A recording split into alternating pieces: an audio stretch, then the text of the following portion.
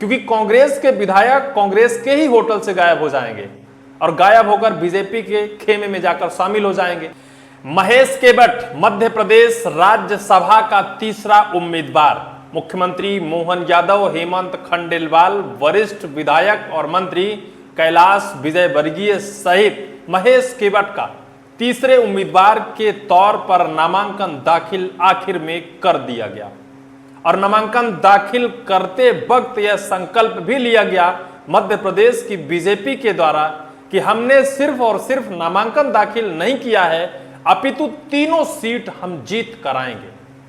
2 seat अभी तक BJP के कब्जे में रही है, 1 सीट कांग्रेस के कब्जे में रही है, जहां से राज्यसभा सांसद रहे दिग्विजय सिंह। 21 जून को यह तीनों सीटें रिक्त हो रही हैं। 2 सीट पर बीजेपी ने तो पहले से अपने उम्मीदवार के तौर पर 2 नेताओं को उतार चुकी है, लेकिन तीसरी सीट जो कांग्रेस के कब्जे में थी, उस सीट पर सस्पेंस अभी तक बरकरार था। कांग्रेस ने अपने उम्मीदवार के तौर पर मीनाक्षी नटराजन को चुनावी मैदान पर उतार दिया था, लेकिन बीजेपी आलाकमान के निर्देश पर एक और उम्मीदवार महेश केवट को राज्यसभा कैंडिडेट के तौर पर चुनावी मैदान में उतार दिया। और इसके बाद यह सरगर्मी तेज हो गई कि बीजेपी के पास विधायक तो कम है, महज 10 विधायक तीसरे कैंडिडेट को जिताने के लिए कम पड़ रहे हैं। इसके बावजूद भी बीजेपी किन विधायकों के दम पर यह दावा कर रही है कि तीसरा कैंडिडेट उनका जीतेगा। महेश केवट ने स्वतः कहा है कि वो राज्यसभा जाएंगे, वो जनता की सेवा करेंगे और निश्चित तौर पर जाएंगे। बीजेपी ने उन पर विश्वास किया है तो कोई रोक नहीं सकता है। सवाल यह खड़ा होता है कि किसके दम पर, जहां दूसरी तरफ मध्य प्रदेश कांग्रेस के अध्यक्ष जीतू पटवारी ने दावा किया है कि उनकी पूरी कांग्रेस एकजुट है। अपने कांग्रेस के विधायकों को बेंगलुरु तेलंगाना के किसी होटल में ले जाकर कैद कर दिया गया है, उनकी घेराबंदी कर दी गई है। वो कहीं ना तो निकल सकते हैं, ना किसी से बात कर सकते हैं, ना किसी के संपर्क में आ सकते हैं। कांग्रेस के महज 64 विधायक हैं और वो 64 विधायक 58 ऐसे विधायक हैं जिससे राज्यसभा मीनाक्षी नटराजन को राज्यसभा तक पहुंचाएंगे। लेकिन अगर बीजेपी उन 64 विधायकों में से 10 को अपनी तरफ खींच लाती है तो कांग्रेस की सीट धराशायी हो जाएगी, बैठ जाएगी। एक सीट जो कांग्रेस के पास वर्तमान में है उसे भी कांग्रेस गवा देगी।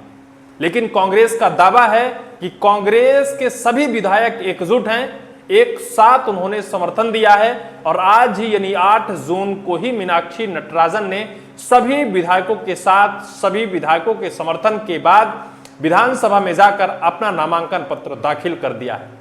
और नामांकन पत्र दाखिल करने के बाद बीजेपी के ऊपर तगड़ा आरोप लगाया है। आरोप यह है कि लोकतंत्र की हत्या की जा रही है। खरीद फरोख्त कर एक सीट जो कांग्रेस के पास है, जो कांग्रेस महिला उम्मीदवार को राज्यसभा भेजना चाहती है, महिलाओं को लेकर, महिलाओं के हित को लेकर राज्यसभा में भेजना चाहती है, तो बीजेपी महिला विरोधी सरकार है, महिलाओं का हित नहीं चाहती है। इस वजह से मीनाक्षी नटराजन के सामने महेश केवट को चुनावी मैदान पर उतारकर और उस सीट को हथियाना चाहती है। कांग्रेस के प्रदेश अध्यक्ष जीतू पटवारी ने तगड़ा आरोप लगाया है। आरोप के बाद उन्होंने यह भी कहा है कि 500% यह गारंटी है, यह उन्होंने विश्वास जताया है कि उनकी मीनाक्षी नटराजन राज्यसभा जाएंगी। लेकिन कैसे जाएंगी? क्योंकि बीजेपी ने जो ठाना है वो करके दिखाया है। उम्मीदवार अगर बीजेपी ने चुनावी मैदान पर उतारा है तो किसके दम पर उतारा है, आखिर किसका समर्थन है? वर्तमान में बीजेपी के पास महज 162 विधायक हैं, जिसमें से 116 विधायक 2 उम्मीदवारों को जिताने के लिए काफी हैं। तीसरे उम्मीदवार महेश केवट को जिताने के लिए महज 58 विधायक चाहिए, जिनमें से बीजेपी के पास महज 48 विधायक शेष बचते हैं।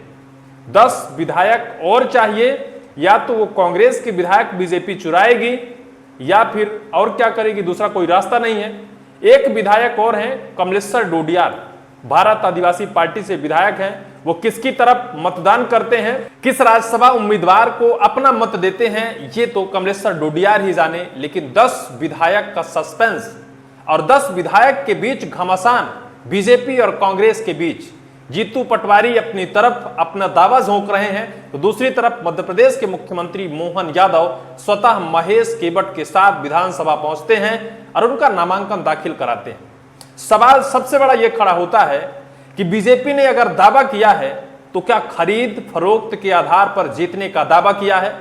क्योंकि दोनों उम्मीदवारों ने आज नामांकन दाखिल कर दिया है। 18 जून को मतदान होने हैं और 18 जून से पहले, क्योंकि अभी तक नाम साफ तो है नहीं कि कितने कांग्रेस के विधायक ऐसे हैं जो अपनी पार्टी को धोखा देंगे, अपनी पार्टी को छोड़कर क्रॉस वोटिंग करेंगे या फिर बीजेपी की तरफ जाकर बीजेपी उम्मीदवार की तरफ वोटिंग करेंगे। लेकिन इससे पहले कुछ विधायकों का नाम साफ तौर पर आ गया है। नंबर 1 विधायक हैं बीना विधानसभा सीट से निर्मला सप्रे, जिनको लेकर अब तक विधानसभा से लेकर हाई कोर्ट तक उनका मामला चला। मध्य प्रदेश नेता प्रतिपक्ष उमंग सिंगार ने जद्दोजहद की कि उनकी सदस्यता रद्द हो जाए, लेकिन अब तक निर्मला सप्रे की सदस्यता रद्द नहीं हुई। अब तो खुले तौर पर उन्होंने कहा कि वो बीजेपी की तरफ वोटिंग करेंगी, क्योंकि अभी कैलाश विजयवर्गीय ने साफ तौर पर कहा है कि उनके पास 12 से ज्यादा विधायकों का समर्थन है जो कांग्रेस के हैं और वो बीजेपी की तरफ वोटिंग करेंगे, क्रॉस वोटिंग करेंगे, उनकी लिस्ट उनके पास है। और कैलाश विजयवर्गीय ने यह भी साफ तौर पर कह दिया है कि निर्मला सप्रे बीजेपी की तरफ वोटिंग करेंगे। मुकेश मल्होत्रा विजयपुर विधानसभा सीट से, जिनकी विधायकी शून्य तो नहीं हुई है, लेकिन वो किसी भी चुनाव का हिस्सा नहीं बन सकते हैं। न बीजेपी की तरफ वोट कर पाएंगे, न कांग्रेस की तरफ वोट कर पाएंगे। ये कांग्रेस को एक बड़ा झटका सा है। इसके अलावा भी दतिया विधानसभा सीट से राजेंद्र भारती, जिनकी सदस्यता को लेकर अभी भी सस्पेंस बरकरार है, मामला हाई कोर्ट में है। 3 विधायक तो अभी हाल ही में हो गए जो कहीं ना कहीं कांग्रेस को तगड़ा झटका दे दिया है। लेकिन और ऐसे कितने विधायक हैं? इससे पहले मध्य प्रदेश विधानसभा अध्यक्ष छिंदवाड़ा गए थे।